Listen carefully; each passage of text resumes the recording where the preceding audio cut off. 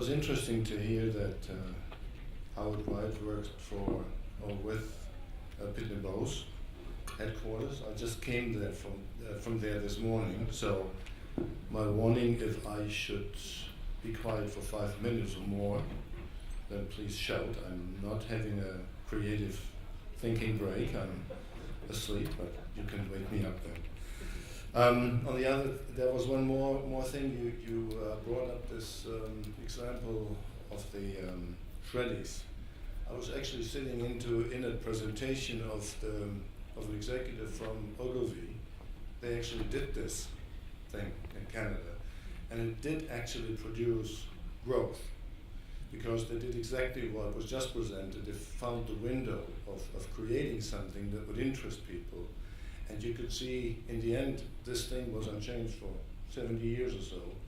But they didn't just advertise on TV anything. They found a story for people that would actually make them interested in the product and go with the story and let it into their life. And I think that comes back to the point that was just made about relevance and the things, how you differentiate.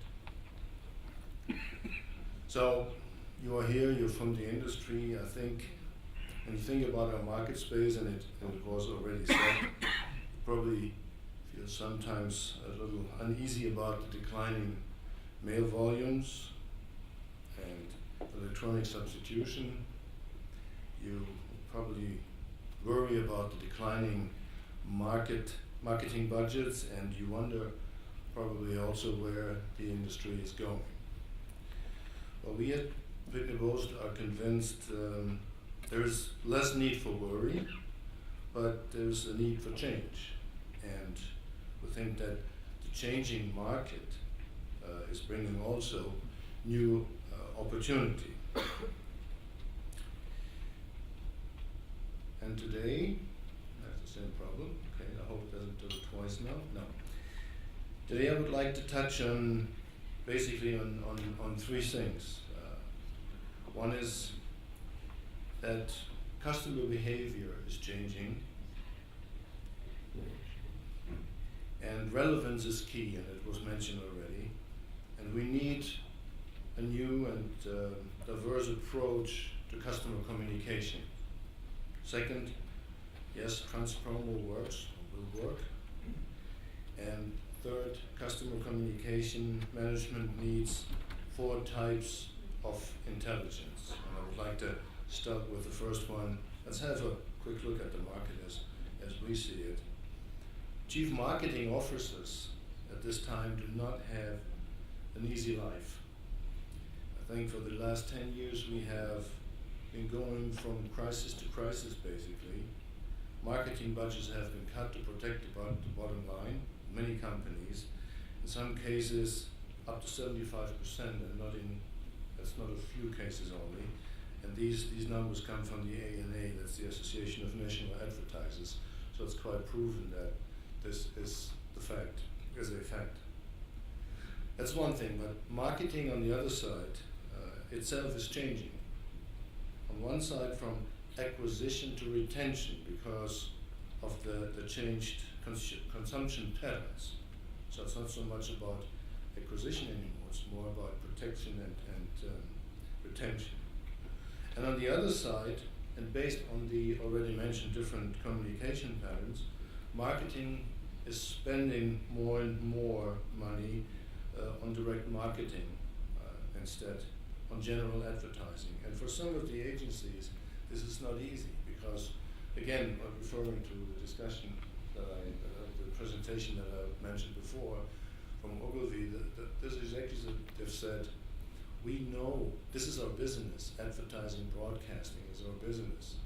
But this new world, this new marketing, we still have to learn. We don't know this as much as other people do, or at least we have to team up with them.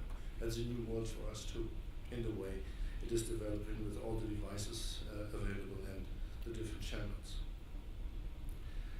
Marketing is turning more and more to integrated multi-channel direct marketing. This is leading definitely to a reduction of mail and definitely also to a shift to digital media e-substitution.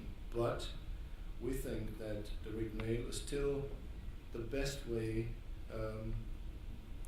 to do acquisition with consumers and to inform consumers, and transaction mail is a great vehicle for retention, and we'll look into how this plays within multi-channel communication.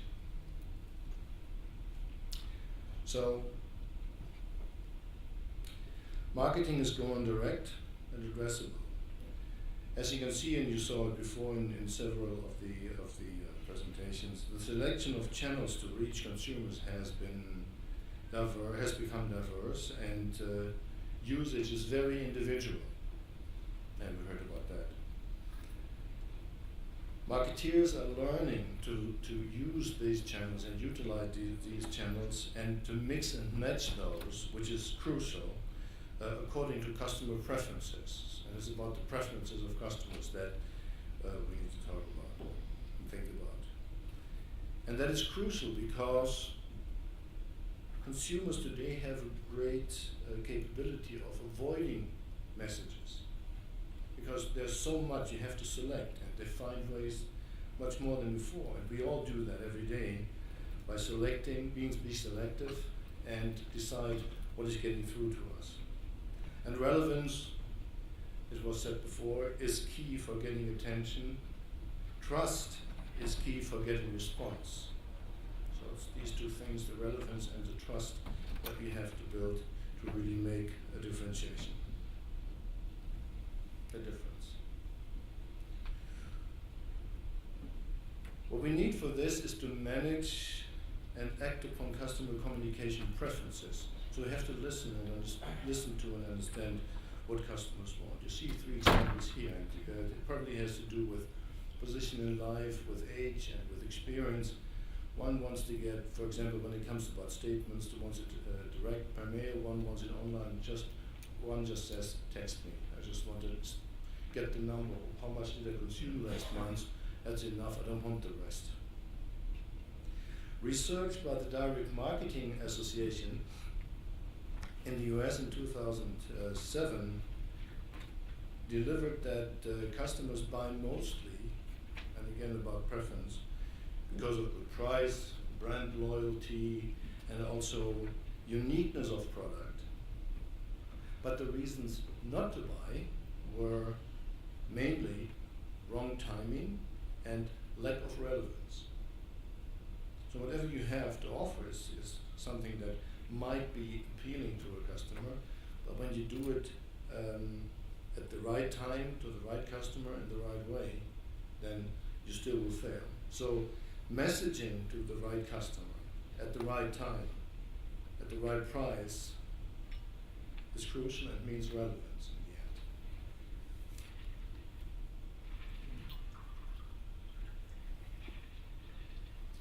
So what it takes, and we've seen these examples before, so what it takes is to know more about the consumer customer, to be flexible in the usage of channels. They are, and therefore we shouldn't view digital communication as a threat and mail as that.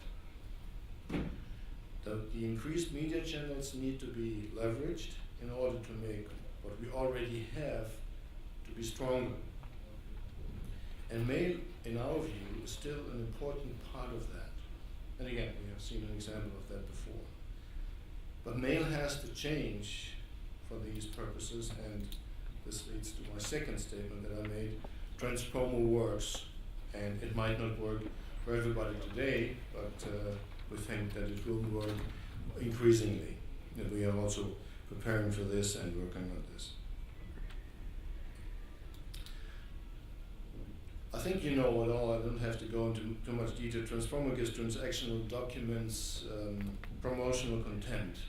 Transactional documents have a high open rate, as you can see, and read rate. Direct mail, on the other side, has a high quality promotional content, and both have developed very well in the past, in terms of quality, in terms of color makeup, and the way they become appealing to customers. Transpromo combines both. and puts the right message in the right perspective in the right place, where there's high degree of capture. As you can see, mail pieces, transaction documents are being opened on average 95%, and people will spend about 1 to 3 minutes with these statements. And I think when you look into your own life, you probably don't leave the bank statement on the desk for very long, or you will look at your American Express document. So you will want to know, these are information of high relevance, and they are for many people. And when you look at these rates, and you look at the other rates on the other side, you can see that 95% is a dream for every marketeer, because he is happy if you can kind of increase the response rate, or at least the attention rate, by 10%.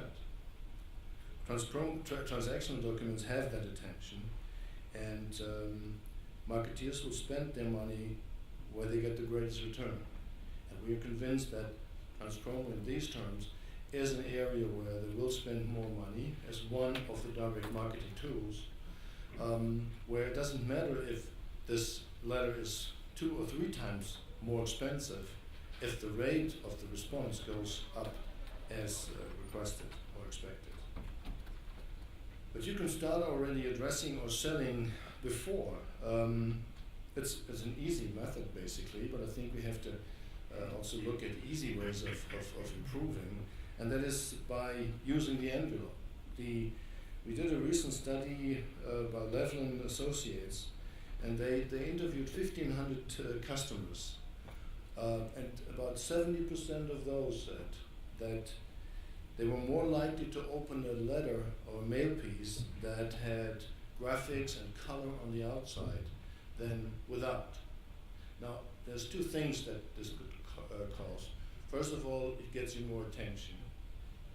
The second is it could contain special information, like if I'm at the end of my contract for my mobile and they would kind of print on the outside, this could be your next mobile, give us a call, then that might be of interest. I've seen examples of that already, and these things are happening or are starting to happen, and naturally everything has to be prepared for this too. So these are, this can already happen not only in the document where you have color and also the promotion on it, but also on the outside. Click this further. And in addition, a message can be even more qualified, and these are all not concepts that have been invented this year. I mean, this is basically something that has, in the communication industry, has been around for quite a while. But the message can be even more qualified if additional information is taken into account and leveraged. Information about the recipient, about location, age, gender, lifestyle, as you can see down at the bottom of this chart. We call this location intelligence. And it's about using the information that you have about a customer, about the situation, and tuning the message right. Because the more you tune the message, the more relevance you get. So that's basically the way of thinking in the future, with all this information and communication going on, and all the stress that is basically caused by all these mails and SMSs and so on, to find a way to differentiate and to become relevant. So again, the right message to the right people at the right time. And further, it has been brought up already, social networking. We think that a combination of physical and digital will increase relevance and attention. And this would be, for example, one example for that, where on one side you have a promo document that is advertising something that is making a point. At the same time, the lady next to the picture invites people to visit her blog and then get in touch with her. So by this, there's a chance to create these social networks or you tap on social networks in getting your message out. And I think that is also something that I see happening, is that these social networks will be used more and more for promotional activities, for very interesting concepts that are being generated. I don't know if you heard about, if you also, when you know the crispy thing here, the what is it called? I forget. Freddy's. The Freddy's thing. You heard about the Dove advertising, the Dove ad. Maybe you want to go into YouTube and you look for Dove. There is the company that produces health, not health, hygiene products, soap and so on. As a union, and they published a video, funny video, about what artificial beauty is, and I think this thing, I think 500 million people saw this up to now, and Dove has increased their revenue immensely. The only thing, this thing has basically not cost anything, or not much. This is a YouTube video of 3 minutes or 4 minutes. This is on YouTube, but they promote natural beauty, and they have found a lot of interest in people just to see the video, just by being passed on as an interesting thing to see. By this vehicle, they really got a message across that has had a lot of impact. So I think all this is converging, and as far as we are at this down this road, I think this needs to be kept in perspective and also utilized for the purposes in our industry and in communication. So that was my second point. On the third note, I just wanted to, you will find this I think you will find this on the website where you can look at the presentations, and I won't go into this in detail. It's just about making the point that there's in customer communications management, which we see as an integrated story we want to go after. And that is also something when we talk about industry, also for our future as a company, to talk about our own shop, so to say. It's very crucial to look at this because the market is changing and we have to change with it. This customer communication management has 4 pieces of intelligence that have to work together. Briefly, just to mention them. One is on the left, you see customer intelligence, and that's all about creating a high definition view of the customer for individualization, individualized messages, intelligent cross-marketing activities, enhanced customer satisfaction and retention, etc., etc. And that's one part of this customer communication management that is necessary for the purposes that we discussed before. The second, that you see in the center mainly, is production intelligence. Once you've decided what you want to do, you have to do it very effective and efficiently. And that shouldn't be, with all the things that are happening in all this great new world that is existing, or is emerging, or growing, I think we also have to think, again, how can we then implement all that and produce all that in an effective and efficient way? And we think that that's why we have the center part here as a thinking model for us. It's very important to have that under control. Speed, effectiveness of operations, compliance, activities, disaster recovery, mail tracking, or response rate tracking, and so on. All this is for us is production intelligence. On the right-hand side, then you see the general intelligence. We talked about that, I think, quite some time now. As I said before, it's individualized communication according to customer needs. And that's becoming an art, how to do that. And I think with all the things that we have seen here today, of Freddy's and so on, still we have to understand how to really play this game, because an example like Freddy's, there might be 100 that fail. So the question is, how does it work? How do we select the right channel? Where do we get the information about what to really use? Because as it was said before, there is so and so many companies coming up every so many months. And we have to keep an eye on this, we have to understand what's the right channel and how to use them. So channel intelligence will be very important. And finally, location intelligence. As I said before, it's about making the messages more targeted, to be really in the position to individualize the message, to differentiate. And in this world that we have, this is becoming very crucial for success. So with this, I would like to close. We looked at the market, which is changing and how it's changing. There's three things that I wanted to stress. So relevance is key. We need a diverse approach to customer communication. Transformer works or will work. And customer communication management needs these four types of intelligence that need to work together. We at Pitney Bowes, we have all the elements, we think, and that those we don't have, we want to develop. So we'd be happy to continue discussions individually. For us, the change is not a threat, because we think that every connection is a new opportunity, and it's a strange thought how many there are, so and how many you have to tap on.